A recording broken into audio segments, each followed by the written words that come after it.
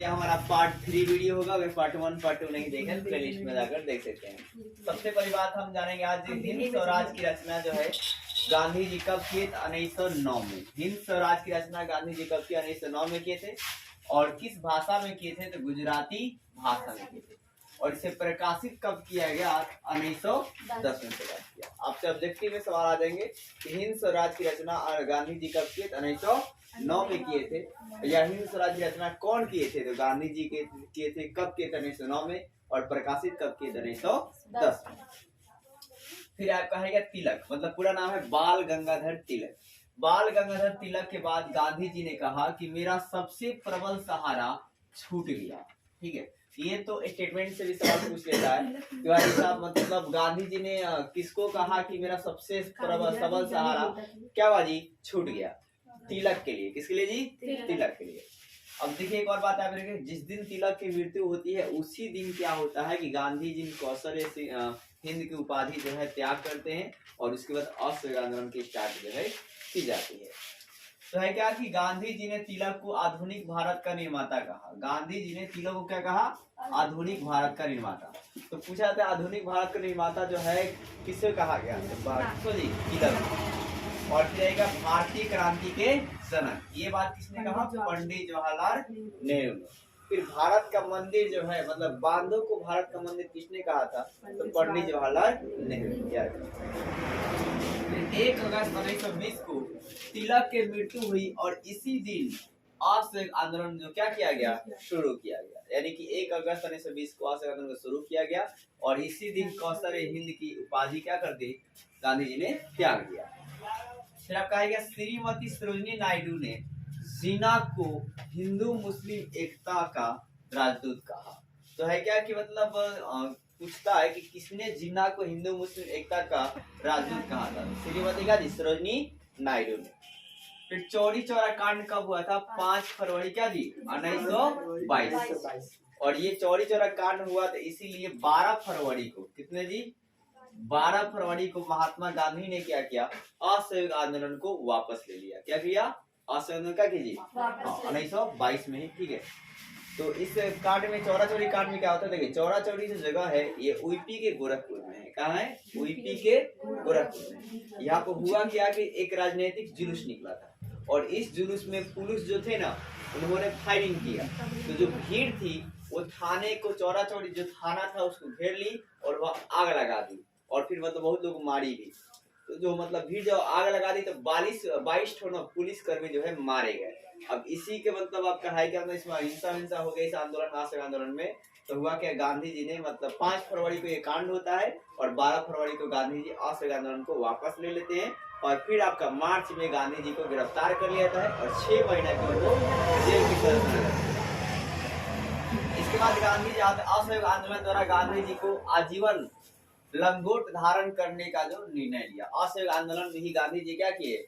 अब उन्होंने कहा कि अब पूरा जीवन हम क्या धारण करेंगे? लंगोट धारण करने का जी निर्णय लिया। फिर गदर पार्टी का स्थापना कौन किया? तो लाला हरदयाल लाल। कौन जी? लाला हरदयाल ने। कब भाई साहब? 1913। ये भी बहुत इंपॉर्टेंट क्वेश्चन है कि गदर पार्टी की स्थापना किसने किया? तो लाला हरदयाल में। किसने? लाला क्या जी? हरदयाल जी ने। कब? 1913। एक और बात, गदर पार्टी का स्थापना जो तुर्क और कनाडा के बीच में जब क्या होते हैं संघर्ष चल रहा था उस समय की बात है। अब कहा है क्या? देखिए भगत सिंह, सुखदेव और राजगुरु को फांसी कब दी गई? तो 23 मार्च 1931 को 7:33। ठीक है, फिर अब कहा है क्या कि साइमन आयोग, क्या जी? साइमन आयोग जो है ये कब आया? तो नवंबर 1927 में। नवंबर क्या जी? 1927। देखिए साइमन आयोग कैसे आया? तो देखिए भाई साहब है क्या, जो साइमन आयोग जो है ना मतलब हुआ क्या कि 1919 में जब रॉलेट एक्ट बनाया गया था ना तो उस समय मतलब 1919 में मतलब जब एक्ट बनाया गया तो ब्रिटिश सरकार ने कहा कि अगले 10 साल तक मैं कोई सुधार नहीं करूंगा। अगले 10 साल क्या जी? कोई सुधार समीक्षा नहीं होगी। लेकिन बीच में ही 1927 में, देखिए 1919 में 10 साल जोड़िएगा तो कितना आएगा? 1929 आएगा। लेकिन बीच में ही क्या किया? 1927 में ही एक कमेटी का गठन किया जिसे साइमन आयोग कहा जाता है। क्या कहता है जी? साइमन आयोग कहते हैं। तो इसी में आपका है क्या कि मतलब लोगों ने क्या किया कि इसका विरोध किया। ठीक है, और फिर आपका है क्या 3 फरवरी 1928 को, 3 फरवरी क्या जी 1928 को जब ये साइमन जो आपका है क्या मतलब दिल्ली क्या होता है मुंबई पहुंचते हैं, तो बम्बई में जो मतलब क्रांतिकारी होते हैं, ठीक है, जो आंदोलनकारी होते हैं, उन्होंने काला झंडा के द्वारा इनका क्या किया, विरोध प्रदर्शन जो है किया, ठीक है। और नारा दिया क्या, साइमन गो बैक, क्या जी साइमन गो बैक। तो आप याद रखना कि मतलब साइमन गो बैक को नारा कब दिया गया, 13 फरवरी से का जी 28 को। और ये कैसा झंडा लेकर नारा दिए थे, तो काला झंडा, कैसा जी काला झंडा, याद रखना कैसा झंडा जी काला झंडा।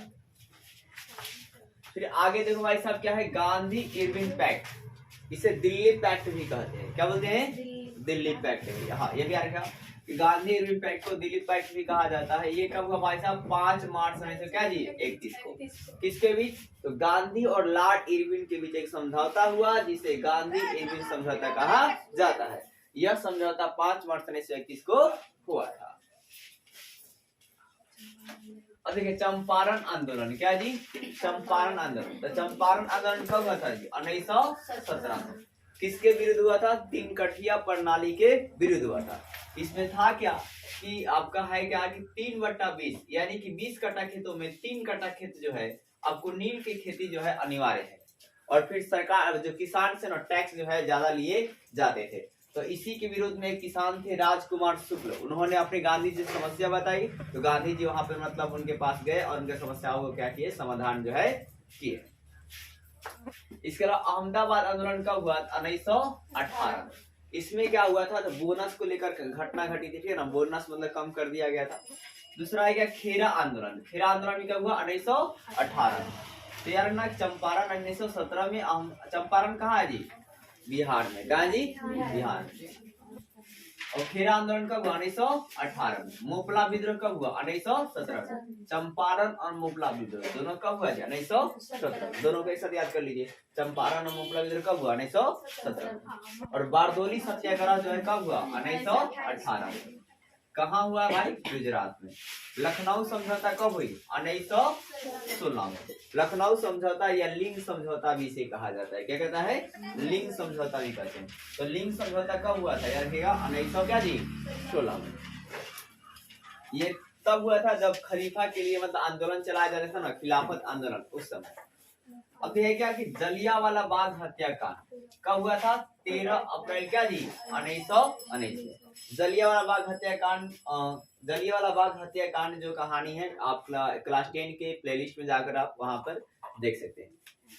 है क्या कि जलियांवाला बाग कहानी आपका यही था कि उसमें आपका होता है क्या है कि मतलब पंजाब के अमृतसर में आपका है क्या कि मार्शल लॉ लागू हुआ रहता है। और वैसे में हमारे मतलब कांग्रेस के 2 नेताओं को क्या गिरफ्तार कर लिया जाता है। तो फिर उनके लिए ही आंदोलन चलाए जाते हैं और सारे लोग जलियांवाला बाग में इकट्ठा होते हैं। और उस जलियांवाला बाग में क्या था, एक ओ डायर नाम का मजिस्ट्रेट होता है उस समय का, अमृतसर का।